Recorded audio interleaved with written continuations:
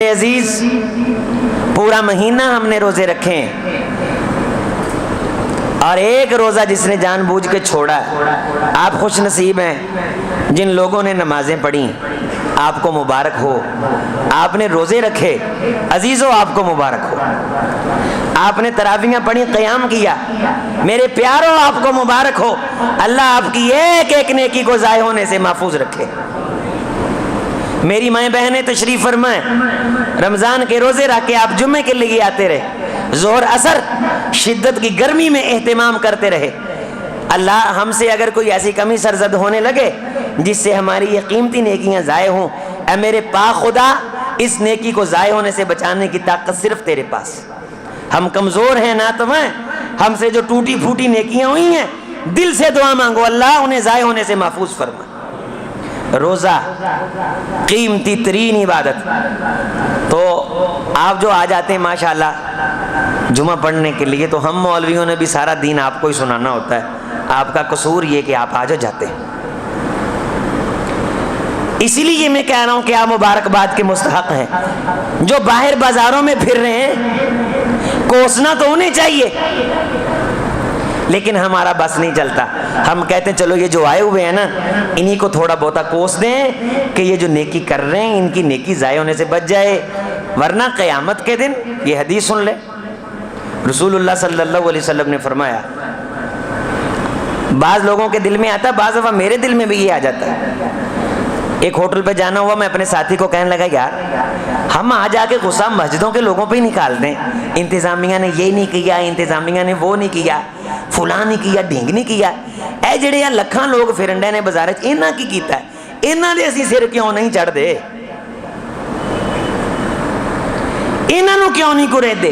انتظامیہ دا کی قصور ہے کہ انہاں مسجد دی خدمت کرن دی ذمہ، یعنی میں اپنا ایک معافی ضمیر اپنے دوست سے شیئر کر رہا تھا۔ لیکن یہ سنو، بے پیچھے سے لے کے سارے ساتھی یہ شیشے کے سائڈ پہ بیٹھے، یہ حدیث سنو۔ آپ تھوڑے ہیں تو ہم بھی کون سا کروڑوں کی تعداد میں ہیں۔ قیمتی کو قیمتی چیز ہی ملتی ہے۔ اور دوسری بات یہ کہ رسول اللہ صلی اللہ علیہ وسلم نے فرمایا کہ قیامت کے دن اللہ آدم علیہ السلام کو بلائیں گے اور فرمائیں گے آدم اپنی اولاد میں سے، کیا فرمائیں گے اللہ؟ اے آدم اپنی اولاد میں سے جہنم کا حصہ الگ کر دے، جنت کا حصہ الگ کر دے۔ ہن نکھیڑا ہون لگا، اوتھے عملاں دے ہونے نے نبیڑے، کسے نہیں تیری بات پوچھو۔ اب نکھیڑے ہونے، چیمے بھرے ہوئے، گراؤنڈ بھرے ہوئے، لاری اڈے بھرے ہوئے، بازار بھرے ہوئے، سکول بھرے، کالج، ہاسپٹل، تھانے، کچہریاں بھرے ہوئے، کسی بندے کو کوئی ٹینشن نہیں اس کام کی جس کام کے لیے اللہ آپ کو لے آیا۔ تو سنیے پھر رسول رحمت علیہ السلام نے فرمایا، اللہ آدم علیہ السلام کو ساری کائنات کے سامنے کھڑا کریں گے اور پوری انسانیت کو آدم علیہ السلام کے سامنے لا کے فرمائیں گے اللہ اے آدم اپنی اولاد میں لائن کھینچ، جنتی لوگوں کو الگ کر اور دوزخیوں کو الگ کر، جنت کا حصہ الگ نکال اور جہنم کا حصہ الگ نکال۔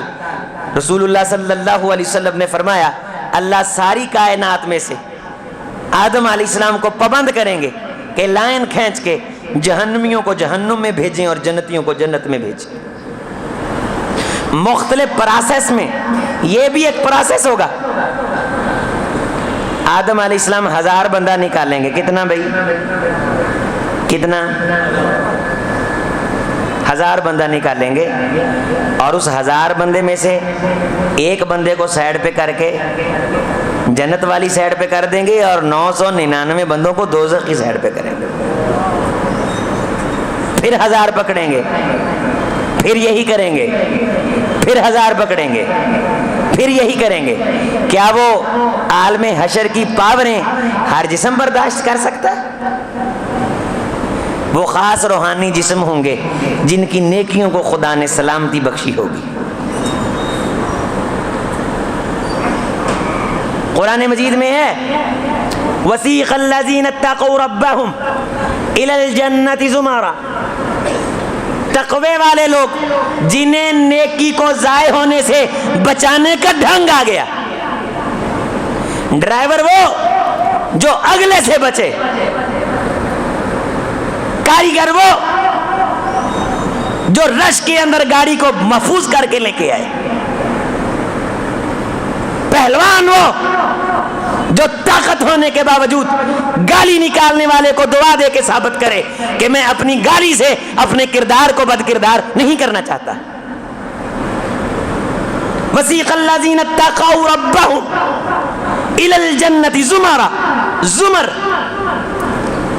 گروہ کی شکل میں، برائی سے بچنے والے، اپنا دفاع ڈیفنس مضبوط کرنے والے کہ نیکی ضائع ہونے سے بچ گئی. رمضان کے روزے رکھا کے کیا فرمایا؟ لعلکم تتقون، تاکہ تمہیں نیکی کو نقصان سے بچانے کا ڈھنگ آ جائے. حتی اذا جاؤہا، جب آئیں گے فتحت ابوابہا، دروازے کھولے جائیں گے. وقال لہم خزنتہا، وہاں کھڑے سیکورٹی گارڈ کہیں گے سلام علیکم، تم پہ سلام ہو، طب تم بڑے پاور والے ہو، طب تمہاری روحیں بڑی پاک ہیں، طب تمہاری نیکیوں کے اندر خاص قسم کی قوت ہے. فادخلوہا، تم داخل ہو جاؤ، خالدین، اب یہ جسم ہمیشہ جنت کے اندر رہے گا، اسے کوئی یہاں سے نکالے گا نہیں. وقالوا الحمد للہ الذی صدقنا وعدہ، اس وقت لوگ کہیں گے تعریف اس پروردگار کی جس نے اپنے وعدے سچ کر دکھائے. ہم تو سارے وعدوں کی مرادیں اللہ سے دنیا میں مانگتے ہیں. کمزور روح والا بندہ ہمیشہ دنیا میں فوری اللہ سے مطالبہ کرتا ہے، اور پاور والا آدمی کیا کہتا ہے؟ اللہ مجھے رائے گا نہیں کرے گا. 80 سال کی عمر میں دعا مانگتے ہوئے کیا کہتا ہے؟ وَلَمْ أَكُنْ بِدُعَائِكَ رَبِّي شَقِيًّا، اللہ سر سفید ہو گیا، بڑھاپے سے بڑک اٹھا، بیوی بانج ہو گئی، لیکن کوئی شے ایسی نہیں جو میرے دل میں یہ خیال لائے کہ خدا سے مانگنے والا بھی کبھی نامراد ہو جاتا ہے. میں نے خود کو نامراد سمجھا، نہ میں نامراد لوٹوں گا. تیرے دربار سے بھی کبھی کوئی نامراد لوٹا؟ صدقنا وعدہ، آج اللہ نے وعدے سچ کر دکھائے. وَأَوْرَثَنَا الْأَرْضَ نَتَبَوَّأُ مِنَ الْجَنَّةِ حَيْثُ نَشَاءُ، اور جنت کا ہمیں وارث بنایا.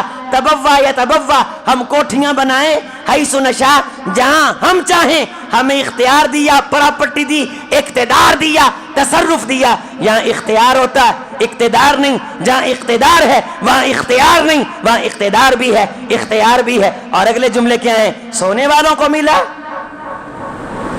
دنیا میں موجیں کرنے والوں کو ملا نہیں.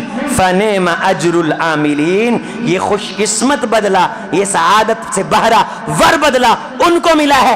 العاملین، جنہوں نے کام کیے، جنہوں نے محنتیں کی، جنہوں نے کاوشیں کی، اس آخرت کے اندر انویسٹ کیا، اس آخرت کے اندر سرمایہ کاری کی. آگے پراپرٹی ان کو سرسبز و شاداب پھلواڑیوں کی شکل میں مل رہی. وَتَرَى الْمَلَائِكَةَ حَافِّينَ مِنْ حَوْلِ الْعَرْشِ، تم دیکھو گے کہ بڑے بڑے قدامت والے فرشتوں نے اللہ کے عرش کو گھیرے رکھے ہوں گے. فرشتے گھیرا ڈال کے یسبحون بحمد ربہم وقضی بینہم بالحق، وہ اللہ کی تسبیح بیان کریں گے کہ آج اللہ نے سارے فیصلے عدل سے کر دیے. اور آخری کلام یہ ہوگی وقیل الحمدللہ رب العالمین، کہ تعریف صرف رب العالمین کی جس نے ہمیں دنیا میں ایمان عطا فرمایا اور ان تھوڑے لوگوں میں سے کر دیا جن تھوڑے لوگوں پہ اللہ راضی تھا. اللہ ہمیں ان لوگوں سے کرے جن سے اللہ راضی اور خوش ہے. وآخر دعوانا ان الحمدللہ رب العالمین.